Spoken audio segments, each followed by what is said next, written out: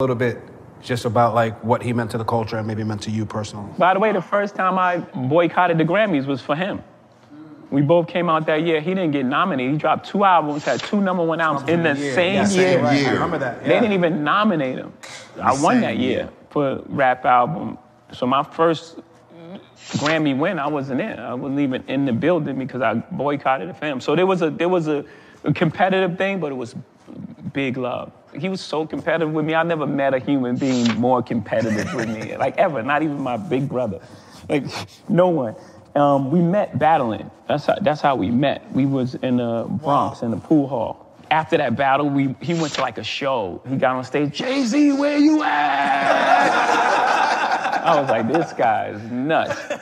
He was just all passion. My fondest memory of DMX is he improved my stage show. Remember, rap tours wasn't going out at that time. There's no rap tours before. Facts. Maybe the Fresh Fest in the 80s or sometime, but there's no rap shows. Me, DMX, Method Man, Redman, Ja, The Lox, this tour is packed. First night, 360 sold out. Everyone has a great show. Meth and Red are flying in the audience. They're incredible performers. Everyone's destroying it. So X is about to go on, and I'm like, I want to see. I got like X is before you. X is going before me. The lights are off. He's in the hallway. It goes, dum, dum. Yeah, I just got the shit. And now the arena's shaking. And I'm like, this is cool. And then dum, dum. And then he goes, and the fucking arena goes crazy. First of all, it's deafening, and I'm like, oh shit. He's running back and forth. He has a thing like an Alizé and Hennessy mix. It looks like blood. It's like he's drinking blood, right? And he's running back and forth. 1, 2, 1, 2. Here we go, 1, 2. And going halfway through the show, then he takes his shirt off. All the girls are screaming, ah! And the dog chain. Yeah, the dog chain is dripping and he's going nuts, right? And I'm like, shit. This is halfway through. Now first the guys are going crazy. Now the girls are going crazy. And then he gets to the end and he starts a prayer. Oh my God. And now they're crying. Yeah. The whole arena is crying. They're crying tears. And I'm like, they're like, hey, now you go. And I had Hard Knock Life out, so it was like, it's a hard knock life. Put your hands up, people.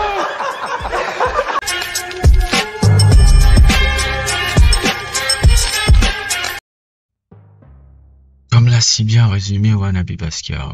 Bonjour, bonsoir, bienvenue sur la chaîne du Sorcereur.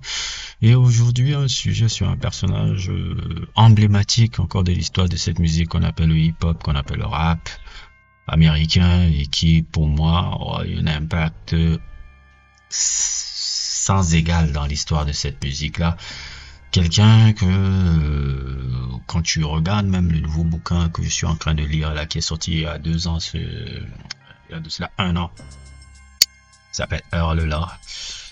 Comment il s'appelle, qui a été fait par un mec qui s'appelle Smokey D. Fontaine et tout, que je découvre aussi, que j'ai découvert quand j'avais fait un peu mes recherches un peu sur s'il y avait un bouquin sur l'histoire de DMX, parce que lui, si vous l'avez compris, depuis que vous regardez cette page, je ne passe pas mon temps seulement à écouter la musique et m'arrêter au single. Non, j'écoute les albums, j'essaie de comprendre les lyrics et j'essaie de comprendre aussi d'où les gens viennent d'où ces artistes viennent pour pouvoir nous prendre des chefs-d'œuvre comme vous le voyez là, parce que ces 2 albums que vous voyez là sont littéralement des chefs-d'œuvre, mais des chefs-d'œuvre qui transparaissent aussi. Je veux parler justement de Is Dark et Hell Is Hot et Flesh of My Flesh, Blood of My Blood, qui sont sortis la même année, qui était numéro 1, comme vous l'avez entendu à l'introduction un peu de Wannabe Basquiat.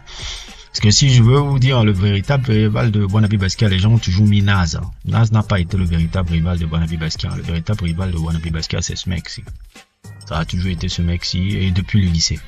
Depuis le lycée, parce qu'ils se connaissaient un peu dans le lycée et autres, et tout, ils faisaient les batailles. Comme il vous a expliqué un peu là, le véritable, jusqu'à même à la fin, je me rappelle, quand il y avait la période des versus, là où DMX demandait que Jay-Z vienne faire un versus avec lui, voir un peu qui est le meilleur. Bien entendu, Wannabe Basquiat s'est empressé de ne pas leur répondre et pour attendre sa mort après pour nous dire que oh oui, personne ne peut me battre dans un versus vivant. Bon bref, toujours en train de réécrire l'histoire cet individu. Et Earl Simmons, plus connu sous le nom de DMX, c'est une histoire très triste. C'est vraiment une histoire très triste et remplie de beaucoup de douleur, remplie de beaucoup de peine, remplie de beaucoup de souffrance, parce que on parle d'un gamin qui a été élevé par une mère célibataire, un père qui était aussi un peu artiste comme lui, et qui était un artiste peintre, et d'une mère qui était excessivement violente avec ses enfants. Parce que ce que j'ai entendu et ce que j'ai surtout lu m'effraie. Je peux comprendre pourquoi le personnage a été comme ça. Je peux comprendre pourquoi ce personnage-là a pu devenir ce truc. Et heureusement que le hip-hop est venu. Parce que s'il n'y avait pas le hip-hop, je pense que cet individu-là aurait tourné vraiment très très mal. Mais quand tu vois le traitement que sa maman a fait et qu'il a eu des séquelles jusqu'à la fin de sa vie, ça explique beaucoup de choses sur le personnage. En lisant le bouquin là, j'ai compris. Parce que je me demandais mais quel background tu as vécu, c'était quel background, quel truc. Et le background est vraiment violent. Le background est violent, beaucoup de sévices, de violence, beaucoup de trucs, surtout dans un milieu très très pauvre. Quelqu'un qui a dormi dans la rue, quelqu'un qui a truc. Et ça se ressent quand tu écoutes ces deux albums là, parce que je les mets comme face A et face B, hein. Flèche sur ma flèche, blood dans ma blood. C'est comme si tu faisais flèche sur ma flèche, blood dans ma blood et Dark is Elliot. Face A, face B, hein. Comme c'est sorti la même année, ça c'est un peu c'est deux faces d'une même pièce. Et ces deux albums là, je dis pas que le reste de la discographie de DMX n'est pas tout aussi intéressante, mais si tu veux parler de DMX, tu parles de ces deux albums là. Et DMX, c'est déjà incroyable de voir qu'il a énormément de spiritualité dans sa musique. À quel point, je pense pas qu'il y a eu beaucoup d'artistes de hip-hop qui évoquaient beaucoup la spiritualité comme ça, forte comme ça. Je vois pas de l'écrit. L'écrit, moi je le parle comme un artiste de hip-hop gospel, mais des artistes mainstream comme ça, qui font un style de hip-hop hardcore de cette manière-là, avoir une telle spiritualité comme ça là. C'est vrai qu'on a fait aussi des comparaisons avec Tupac, mais je peux voir un peu les parties où il s'est inspiré de Tupac, mais DMX quand même c'est une identité à lui tout ça là. C'est une voix particulière, c'est une énergie particulière, c'est un charisme particulier, c'est aussi une douleur particulière que tu peux ressentir un peu et tout. Je pense toujours que le plus beau son de DMX de toute sa discographie, c'est Sleepin'. Sleepin' qui explique vraiment un peu l'histoire de son enfance. C'est un fabuleux morceau, Sleepin'.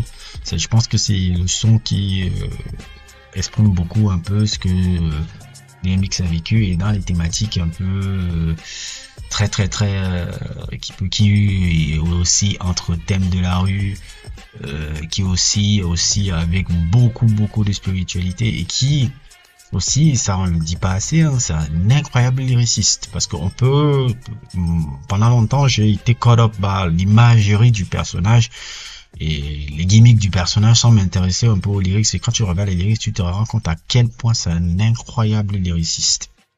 DMX, c'était un incroyable lyriciste là. C'est vrai qu'il avait énormément de démons, qu'il n'a pas pu réussir à les vaincre comme nous tous, mais ça a été compliqué pour lui, mais ça reste un personnage immensement important de la musique. Comme je vous dis, je veux pas faire une description parfaite des albums en disant 1, 2, 3 et dans le son s'il y a ça. Non. Ce qui est incroyable là-dedans, c'est comment